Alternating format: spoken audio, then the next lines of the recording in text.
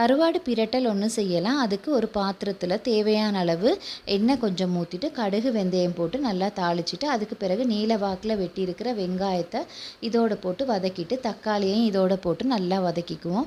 நல்லா வதங்கினதுக்கு பிறகு மஞ்சள் தூள், உப்புத்தூள், மிளகாய்த்தூள், மசாலாத்தூள் எல்லாம் போட்டுட்டு காரம் கூட தேவைன்னா மிளகுத்தூள் எல்லாம் சேர்த்து இந்த தக்காளியையும் வெங்காயத்தையும் நல்லா வதங்க விடணும். நல்லா வதங்கினதுக்கு பிறகு வெள்ளைப்பூடும் நீங்கள் தேவைன்னா சேர்த்துக்கலாம். அதுக்கு பிறகு கருவாடு துண்டுகளை நம்ம இதோட சேர்த்துக்குவோம். சேர்த்துட்டு நல்லா வதக்கணும். வதங்கினதுக்கு பிறகு நான் எப்பயுமே கருவாடு துண்டுகளை நல்லா ஃபைனாக மெல்லிஸாக இருக்கிற மாதிரி பார்த்துக்குவேன். ஏன்னா இந்த கருவாடு முள் இருக்குது. ஸோ அதனால் நம்ம இந்த இதிலே நல்லா கொத்தி கொத்தி செஞ்சோம்னா கருவாடு நல்லா மையாயிரும், முள் தனியாக பிரிஞ்சு வந்துடும். இந்த மாதிரி கருவாடை செஞ்சு பாருங்கள், ரொம்பவே சுவையாக டேஸ்டியாக இருக்கும். இது சாதத்துக்கு ரொம்ப நல்லா இருக்கும். சப்பாத்திக்கு கூட நீங்கள் சாப்பிடலாம். ஃப்ரெண்ட்ஸ், நீங்களும் இதை ட்ரை பண்ணி பாருங்கள். எப்படி இருந்துச்சுன்னு கமெண்ட் பாக்ஸில் கமெண்ட் பண்ணுங்கள். தேங்க்யூ.